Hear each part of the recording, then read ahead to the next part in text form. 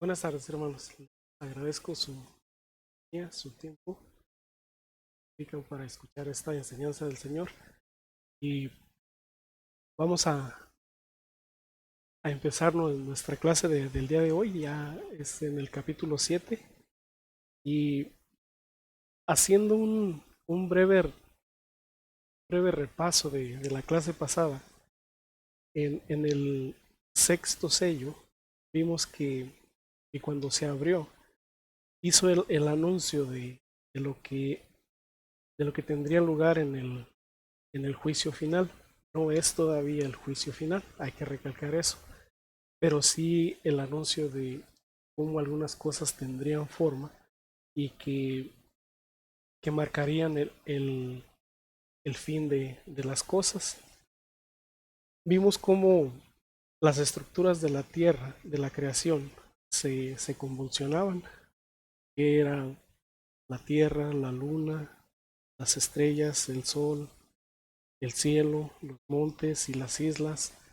Todo se empezaba a convulsionar y empezaba a dar paso a lo que era el juicio de Dios, donde todos los hombres, y menciona también 7 tipos de hombres, que es una imagen de que abarcaba a toda la humanidad. Era una imagen de cómo el juicio final habría de ser, el día donde la ira del Señor iba a dejarse sentir ahora sí en toda la creación. Y esto en mente, a manera muy personal, lo visualizo, lo entiendo como una transformación completa, donde ya todo lo físico, lo material ya no se necesita. Nuestros cuerpos mismos, aún dice que los que estén vivos van a ser transformados, van a ser todo lo que los átomos que hacen nuestra piel, nuestra sangre, nuestros huesos, ya no van a ser necesarios y van a ser movidos. Ya va, es el plano de nuestra existencia material y física, ya va a pasar, va a dejar de ser, y la existencia espiritual, la vida espiritual al lado del Señor o lejos de Él, va a dar inicio.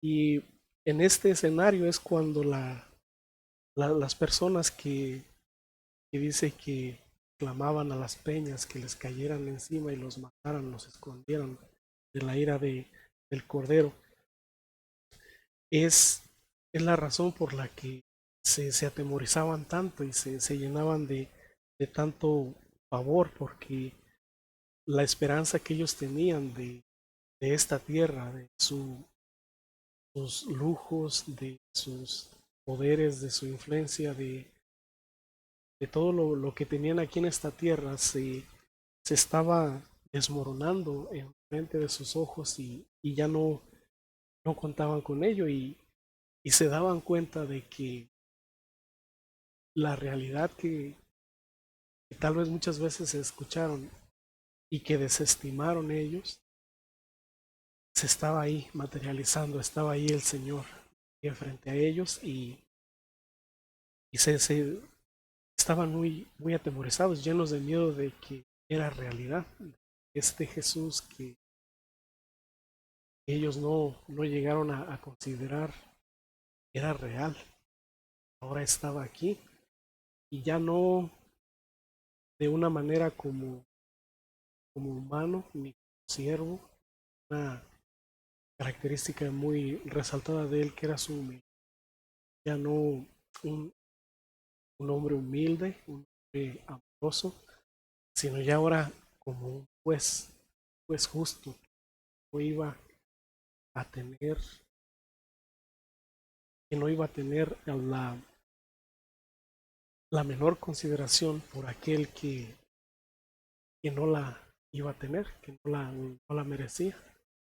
Y de esta forma es como damos entrada a lo que nos va a enseñar este capítulo 7. terminó este capítulo 6 con una pregunta muy reveladora que dice, ¿quién podrá sostenerse en pie? Hablando de la ira, del día de la ira del Cordero, de quién iba a poder sostenerse en ese día. Y empezamos de esta manera que el capítulo 7 nos tiene esta gran enseñanza. Vamos a darle lectura al versículo 1. Después de esto, vi a 4 ángeles en pie sobre los 4 ángulos de la tierra, que detenían los 4 vientos de la tierra, para que no soplase viento alguno sobre la tierra, ni sobre el mar, ni sobre ningún árbol. Lo que el apóstol Juan está viendo son 4 ángeles, 4 seres espirituales, que en esta ocasión están fungiendo como ejecutores de la voluntad de Dios. Y son cosas malas que están a punto de pasar sobre la tierra. Son catástrofes, son pruebas que van a pasar sobre la tierra. Siempre me viene a mi mente el versículo que hemos mencionado ya en otras clases, que dice que el Señor iba a mantener a su iglesia protegida de todas las cosas que iban a pasar, para poner a prueba a los seres que viven en la tierra, a los seres humanos, a poner a prueba sus corazones. Y esto que está a punto de venir es algo, son tragedias, es algo malo que va a pasar. Y para nosotros como cristianos, cuando entendemos lo que es el carácter del Señor, ya no nos perturba saber que las pruebas, que las cosas malas y las tragedias también pueden venir de parte de Dios, como lecciones que moldean nuestro carácter. Y eso no nos perturba a nosotros. Entendemos que del Señor también puede venir cosas malas.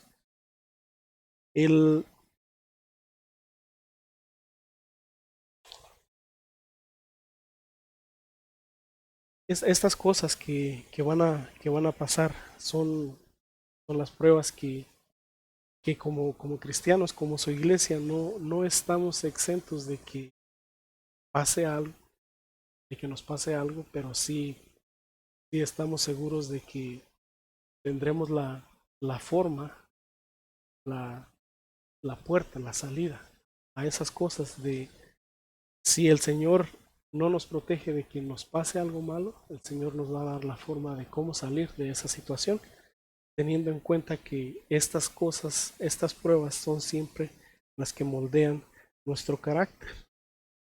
Y esto es lo que vamos a ver. Dice que está sobre los 4 ángulos de la tierra. Es una figura para que entendamos que está sobre toda la tierra, sobre todo el globo.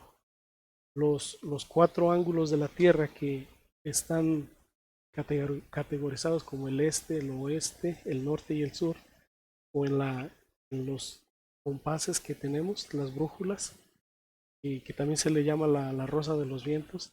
Esa figura que marca esos 4 puntos cardinales nos ayuda a entender que es algo que va a pasar en todo este planeta.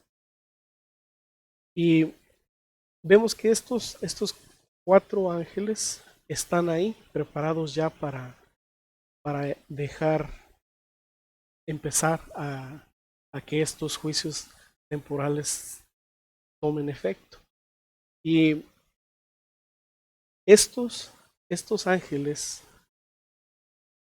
nos damos cuenta que anteriormente han participado ya en los juicios que el Señor ha hecho. ¿Recuerdan en el caso de Génesis, del Edén, Génesis 3:24? Cuando el hombre es expulsado del huerto del Edén para que ya no regrese, nos dice la palabra del Señor que puso un ángel con una espada. Estaba ahí protegiendo el camino de regreso al huerto del Edén, al árbol del bien y del mal. Y estaban ahí esos ángeles como protectores de ese camino. En Sodoma y en Gomorra, cuando los ángeles llegaron a apartar a Lot de esa ciudad, y le dijeron que se escondiera, que se protegiera, porque la voluntad del Señor sobre esa ciudad estaba a punto de dejarse sentir. Y, y los ángeles ahí estaban también, apartando a Lot y a su familia. Hay otros dos casos en Daniel 10, del 12 al 13, y en Segunda de Reyes, capítulo 6. Después pueden darle lectura a esto. Ahorita por cuestión de tiempo no podemos leer todas las citas, pero pueden anotarlo, pueden tomar nota de las citas y ya después darles lectura y entender estos juicios, estos casos. Es Génesis 3:24, Génesis 19, Daniel capítulo 10 del 12 al 3 y Segunda de Reyes 6.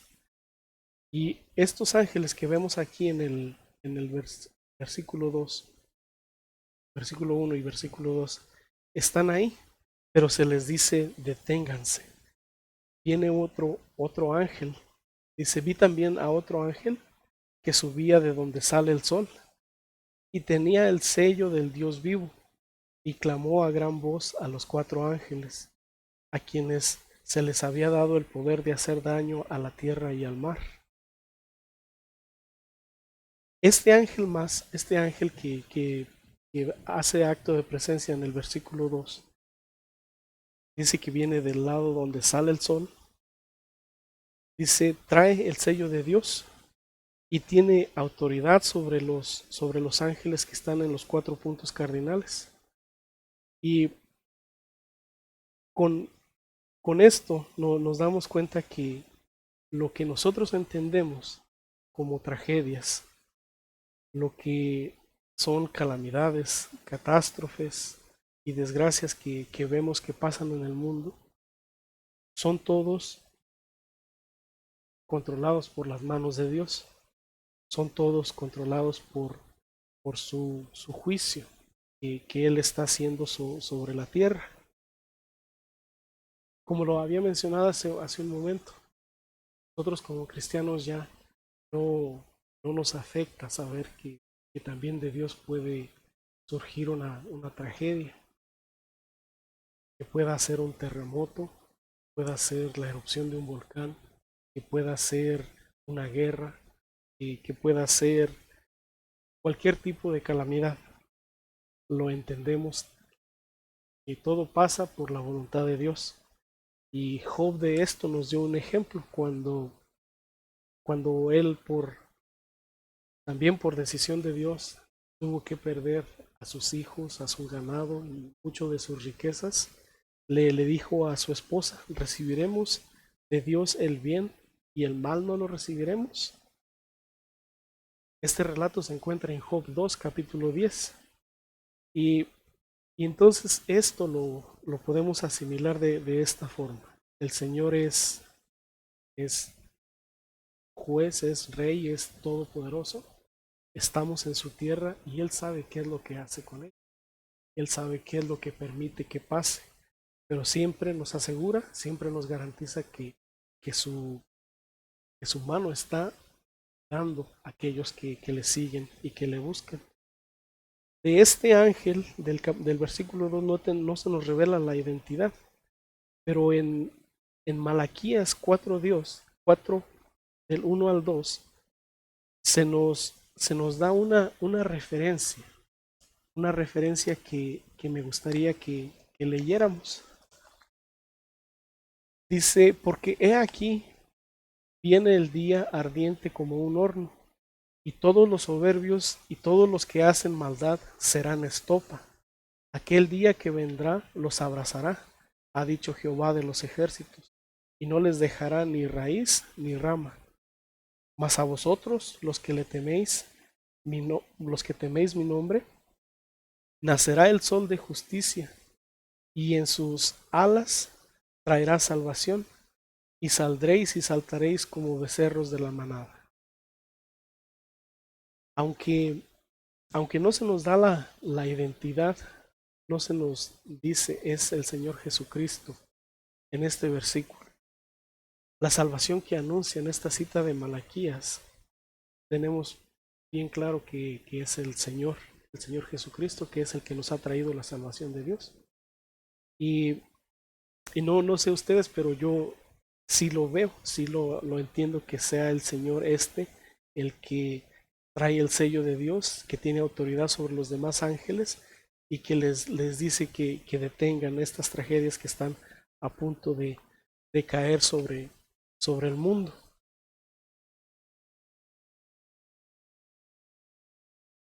Dice que trae el sello, trae un sello para sellar a, a los seguidores del Señor. Vamos al versículo 3, dice, diciendo, no hagáis daño a la tierra, ni al mar, ni a los árboles, hasta que hayamos sellado en sus frentes a los siervos de Dios.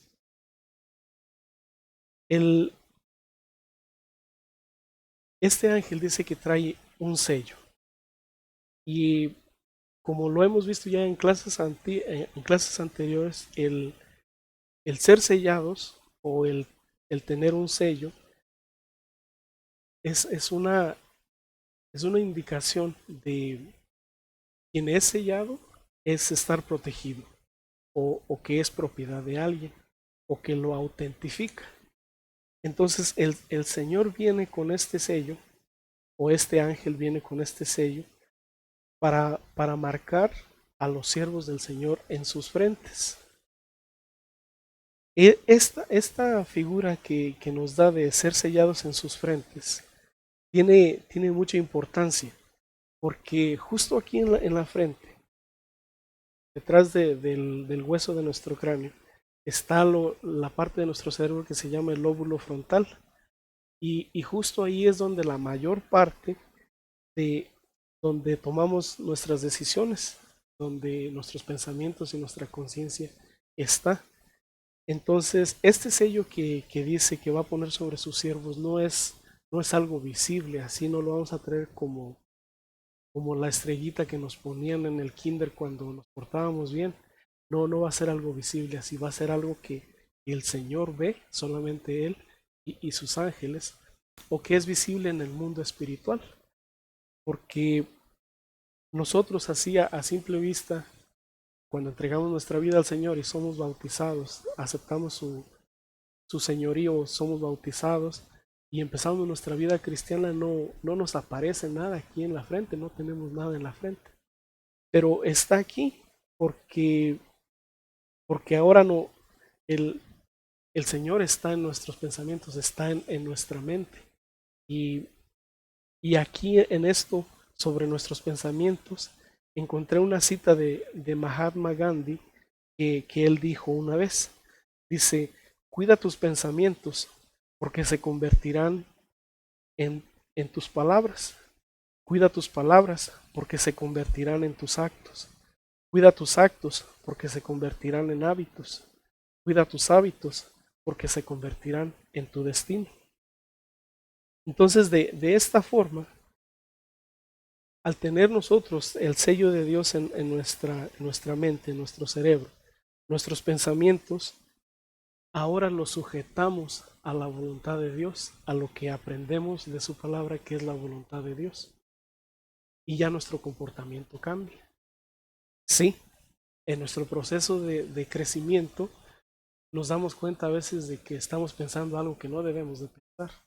Y es momento de detenernos, porque ahora ya el Espíritu del Señor nos da nos recuerda, nos hace ese recordatorio de que lo que estamos pensando no está bien, o nos ayuda a darnos cuenta de que no está bien.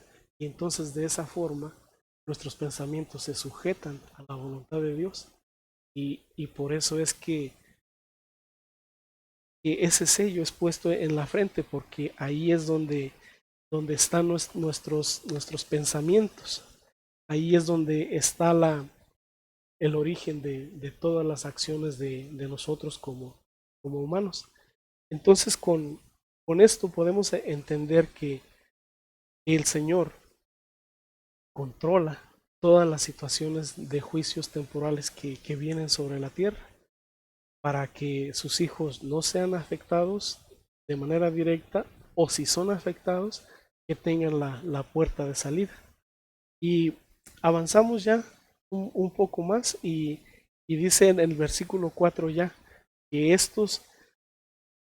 los sellados del Señor, dice, y oí el número de los sellados, 144,000 sellados de todas las tribus de los hijos de Israel.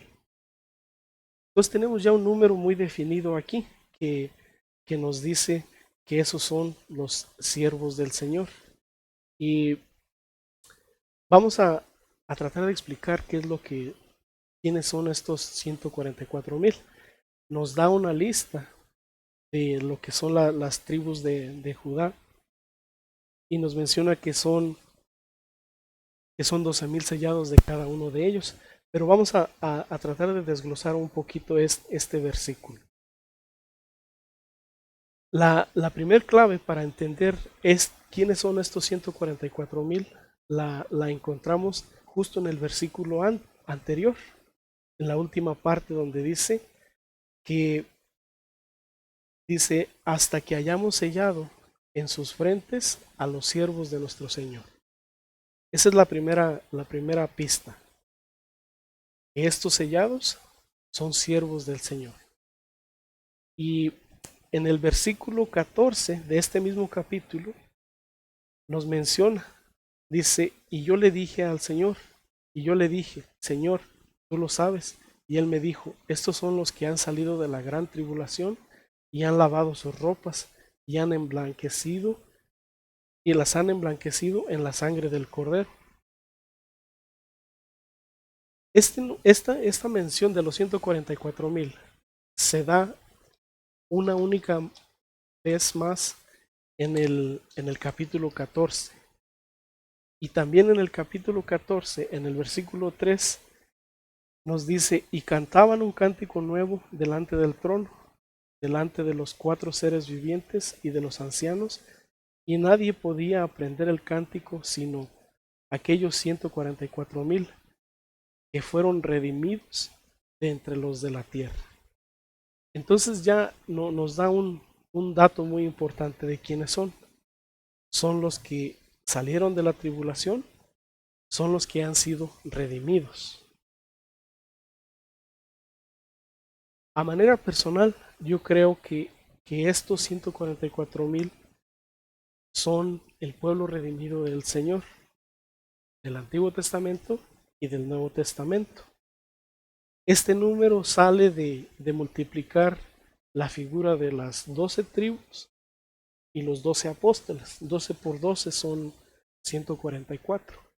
Y los 1000 lo entendemos del libro de Apocalipsis, que es como mucho. Cuando se dice que Satanás fue atado por 1000 años, es mucho tiempo. No exactamente en un número exacto, categórico de 1000, porque sabemos que el Señor Jesucristo ya murió hace 2000 años, 2000, unos cuantos más. Entonces, después de esos 1000 años, Satanás estaría suelto ya nuevamente, ya 2 veces, y ya han pasado 2000 años, pero sabemos que no es así. Entonces, de esta manera, la figura de los 1000 es simplemente muchos, una figura de muchos. Y hay algunas otras razones. Si ustedes ven en la lista de las 12 tribus de, de Israel, en el Antiguo Testamento, cuando se mencionan, siempre se menciona empezando la lista con Rubén, que es el primogénito. Pero en esta lista no empieza con Rubén, empieza con Judá. Y ustedes saben que el Señor Jesucristo nace de esa tribu de Judá. Su genealogía la seguimos y nos damos cuenta que Él nace de la tribu de Judá. Entonces, esto le da un punto más a que es un Israel espiritual, porque está empezando con la tribu de la que el Señor nace. Y nos enseña a que el Israel espiritual de Dios ya ahora no es el pueblo hebreo, el pueblo judío, sino ya está abierto a todas las naciones. Hay unas citas muy importantes que me gustaría que anotaran y que leyeran. Son algo extensas y ahorita por tiempo no las puedo leer todas porque quiero ser breve en la clase, pero me gustaría que las anoten y las repasen. Estas primeras citas van a ser en referencia a cómo se dio el cambio de que ahora el Israel espiritual de Dios, ahora ya son todas las naciones, somos todos nosotros.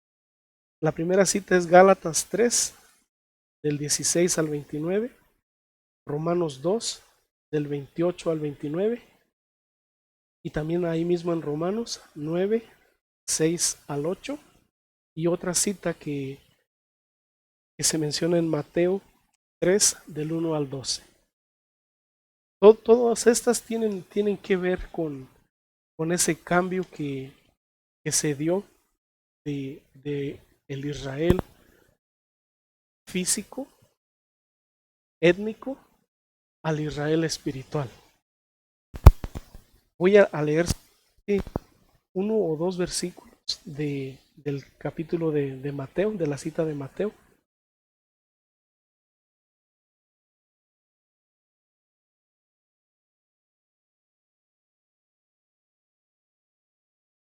Es en el versículo 9.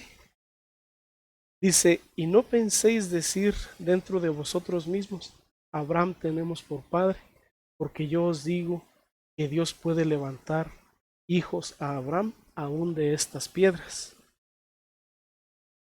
Solamente para indicar que, que la exclusividad de la salvación no recae solamente sobre Israel, sino que ahora está abierta a los gentiles. Y con esto darnos cuenta que el Israel espiritual es lo que toma más relevancia, más importancia para el Señor. Y si se dan cuenta, cuando lean estos versículos del capítulo 7, del 4 en adelante, donde se mencionan las 12 tribus, hay dos tribus que no se mencionan. Es la tribu de Gad y la tribu de Efraín. Se menciona la tribu de José y se menciona la tribu de Manasés en su lugar. Pero es Dan. Parece que me equivoqué en apuntar la referencia ahorita, hermanos, es la tribu de Dan, no la de Gad. Y en estas dos tribus que no se mencionan aquí, que son hijos de Israel, que no están mencionados en esta lista, es porque ellos inclinaron desde toda su existencia, desde todo su tiempo, inclinaron su corazón a la idolatría. Les voy a dar dos citas en las que pueden leer esto. Es en Jueces 18 del 14 al 31 y Primera de Reyes del 12 al 35. Entonces, que la tribu de Judá sea la que encabece esta lista y que las tribus que inclinaron su corazón a la idolatría estén excluidas de esta lista, me da a mí más certeza de que este Israel al que se está refiriendo el Señor aquí es el Israel espiritual, es el pueblo redimido del Señor, del Antiguo y del Nuevo Testamento. Entonces, de esta manera, nosotros como el Israel espiritual podemos entender que la salvación sí también es para los judíos, los hebreos, pero no bajo su, no bajo su burbuja del el judaísmo, no bajo su burbuja de la ley, sino ahora mediante el Señor Jesucristo, que es lo que, para que ellos reciban la paz del Señor, la salvación del Señor, que tienen que aceptarlo, porque su corazón se endureció bastante cuando dijeron crucifícale y que su sangre caiga aún sobre nosotros y sobre sus hijos, nuestros hijos. Entonces de esta manera el, el Señor él ha abierto esta salvación a, a todos los gentiles y ahora somos nosotros y pudimos llegar a formar parte de su redil, de su rebaño, porque la exclusividad del pueblo de Israel cambió. Hay algo muy interesante que también me gustaría que consideraran en el capítulo 11 de Romanos, que, que esto también me estremeció la mente, me sacudió la cabeza de todo lo que yo había, según yo, entendido. Que dice, voy a darle lectura a esto porque sí es muy interesante. Digo pues, ¿ha desechado Dios a su pueblo? En ninguna manera, porque también yo soy israelita, de la descendencia de Abraham, de la tribu de Benjamín. ¿No ha desechado Dios a su pueblo, al cual desde antes conoció? ¿O no sabéis que dice de Elías la escritura, cómo invoca a Dios contra Israel diciendo, Señor, a tus profetas han dado muerte y tus altares han derribado, y solo yo he quedado y procuran matarme? Pero, ¿qué le dice la divina respuesta? Me he reservado a 7,000 hombres que no han doblado la rodilla delante de Baal. Así también, aún en este tiempo, ha quedado un remanente escogido por gracia. Y si por gracia ya no es por obras, de otra manera la gracia ya no es gracia. Y si por obras ya no es gracia, de otra manera ya no es obra. ¿Qué pues? Lo que buscaba Israel no lo ha alcanzado, pero los escogidos sí lo han alcanzado, y los demás fueron endurecidos, como está escrito.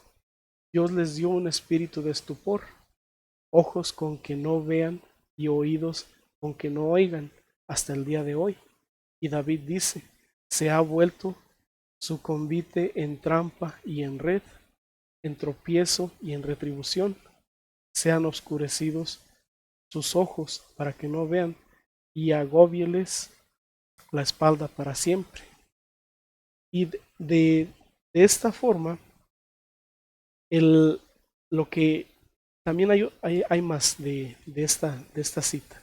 Dice, porque no quiero, hermanos, que ignoréis este misterio, para que no seáis arrogantes en cuanto a vosotros mismos, que ha acontecido a Israel endurecimiento en parte, hasta que haya entregado la plenitud, hasta que haya entrado la plenitud de los gentiles, y luego todo Israel será salvo, como está escrito, vendrá de Sión el libertador, que apartará de Jacob la impiedad, y este será mi pacto con ellos, cuando yo quite sus pecados.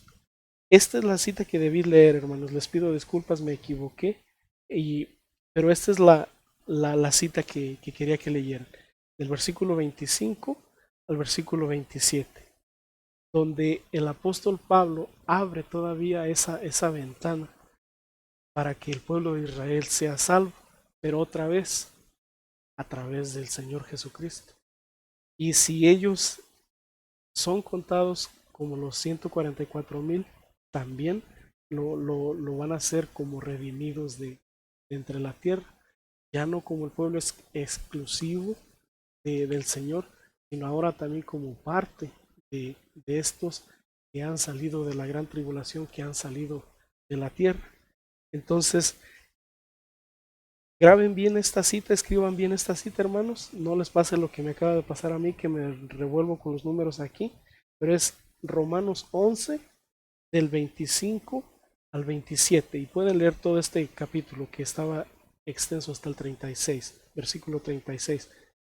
Pero si no nos da a entender esto el apóstol Pablo. Es una de las cosas que son difíciles de entender. El mismo apóstol Pablo dice en el versículo 33, oh profundidades de las riquezas de la sabiduría y de la ciencia de Dios, cuán insondables son sus juicios e inescrutables sus caminos. Si no entendemos en plenitud todo esto, hermanos, es porque el Señor no nos ha revelado todo en sí lo que necesitamos para entender. Son misterios del Señor, pero sí, el pueblo hebreo todavía puede alcanzar salvación, puede ser redimido, pero es a través del Señor Jesucristo. Que le acepten y pueden ser contados junto con nosotros en esos 144,000 que representan el pueblo redimido del Señor.